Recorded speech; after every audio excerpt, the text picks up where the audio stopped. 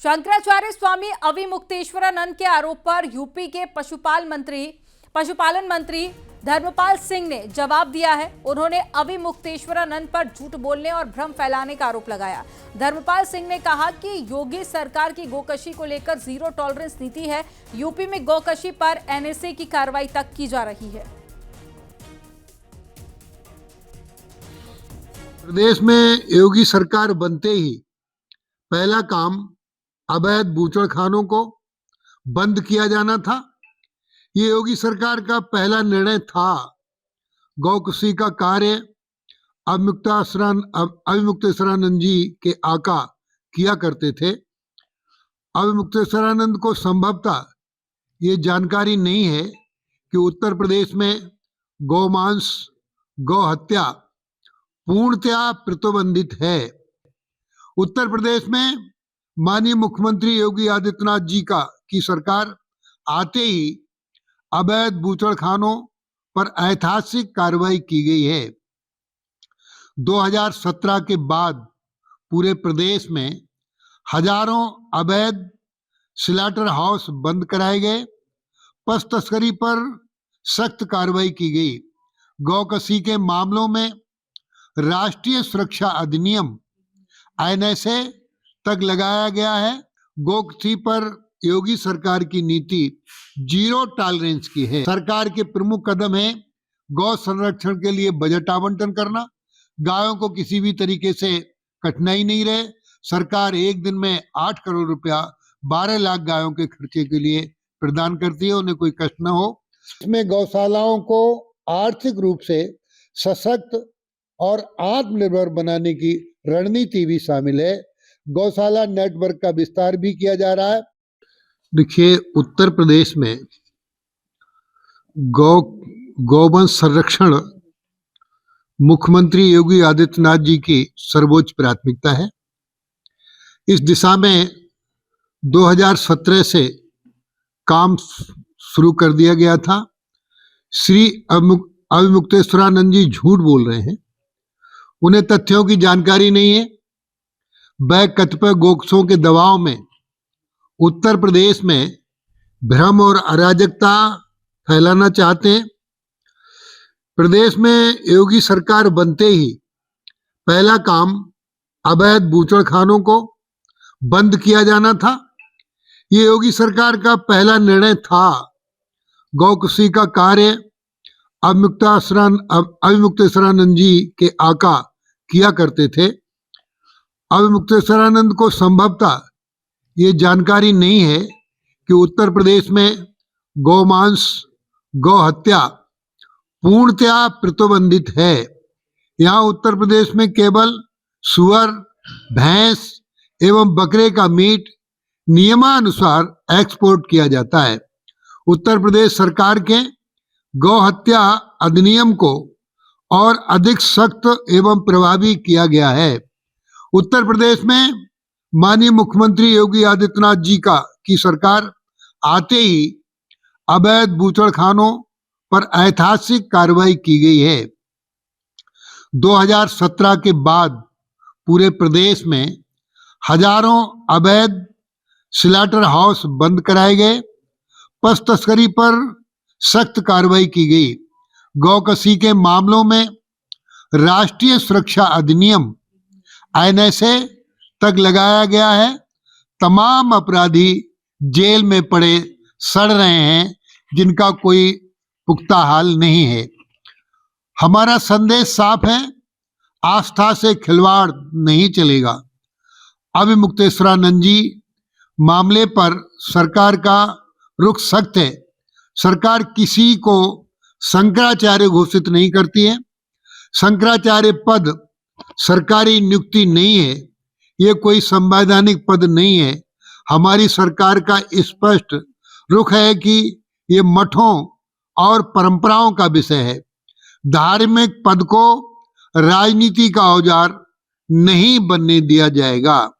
हमारा स्पष्ट मत है कि कोई भी व्यक्ति अगर धार्मिक पद की आड़ में भ्रम फैलाता है तो उसे सरकारी मान्यता नहीं मिल सकती।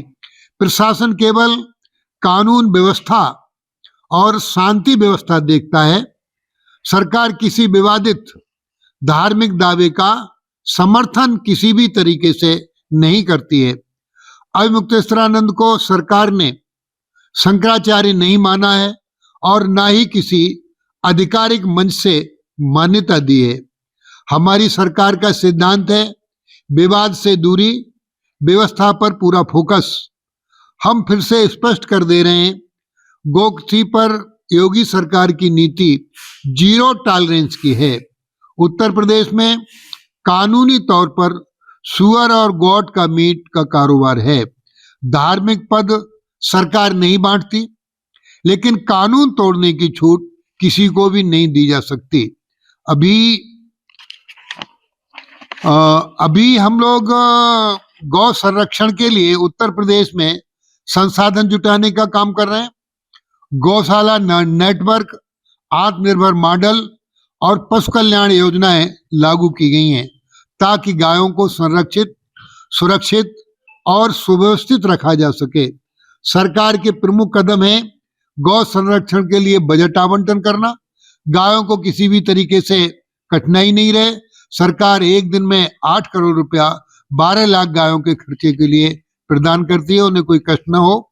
सरकार ने गौवंश संरक्षण व नेचुरल फार्मिंग के लिए राज्य बजट की घोषणा की है। इसका सबसे बड़ा हिस्सा केवल गायों की सुरक्षा, आश्रय और रखरखाव के लिए अलग से आवंटित है। इसमें गौशालाओं को आर्थिक रूप से सशक्त और आत्मनिर्भर बनाने की रणनीति भी शामिल है। गौशाला नेटवर्क का विस्तार भी किया जा रहा है।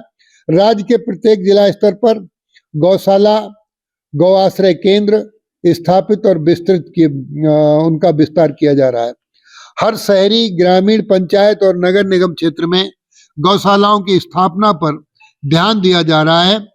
प्रत्येक गौशाला में कम से कम 1000 पशु क्षमता का लक्ष्य रखा गया है।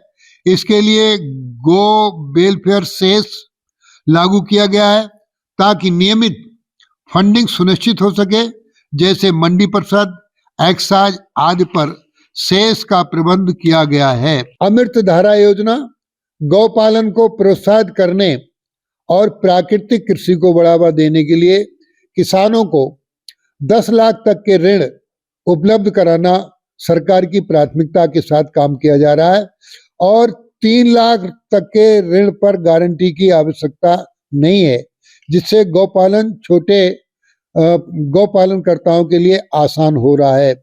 ये योजना गौशालाओं को आर्थिक रूप से स्थिर बनाने और गौवंश संवर्धन कृषि से जोड़ने का प्रयास है।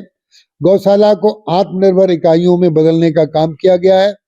सरकार गायों के गोबर, गौमूत्र और पंचगव्य उत्पादों के औद्योगिक उपयोग से विपणन और प्रोत्साहित कर रही है। इसमें गौशालाएं व्यवसायिक गतिविधियों जैसे जैविक खाद, कंपोस्ट खाद, बायोगैस, सीबीजी, पीबीजी आदि बनाने का भी कार्य गौशालाओं में किया जा रहा है। स्थानीय रोजगार का सृजन भी हो रहा है। कई जिलों में गौशालाओं में पंचगव्य उत्पाद, बायोगैस संयंत्र इत्यादि के लिए मॉडल केंद्रों के रूप में विकसित किया जा रहा है। इस तरीके से गौशालाएं आत्मनिर्भर भी बनाने का काम किया जा रहा है। गौशालाओं में पशु स्वास्थ्य की सुविधा भी उपलब्ध है। हम लोग गौशालाओं को मेडिकल चेकअप, टीकाकरण और चिकित्सीय सुविधा पर विशेष ध्यान देने का काम कर रहे हैं। 2025-26 के बजट के तहत सरकार ने डायरेक्ट बेनिफिट ट्रांसफर डीबीटी के माध्यम से गौवंश को 1500 रुपए यानी 1500 रुपए प्रतिमाह देने की व्यवस्था की थी, जबकि अखिलेश सरकार में ये मात्र 30 रुपए रोज दिया जाता था। हमारी सरकार ने ये स्पष्ट कहा है कि राज्य में गायों का अपमान और वध बर्दाश्त नहीं किया जाएगा और इसके लिए प्रशासन स्तर पर निरंतर निगरानी होती रहती है। शहरी ग्रामीण समस्या का भी समाधान किया जा रहा है। सरकार ने सड़क पर भटकते गौवंश को गौशालाओं में ले जाने के लिए निर्देश दिए हैं। हर जिलाधिकारी को कहा है हाईवे के किनारे जो गाय दिखाई दें उन्हें रेडियम बेल्ट भी पहनाने का काम किया जा रहा है ताकि सड़क दुर्घटनाओं, फसल नुकसान और किसानों की समस्या में कमी आए। गौवंश संरक्षण का ये प्रयास प्रशासन स्तर पर लागू हो रहा है। धन्यवाद।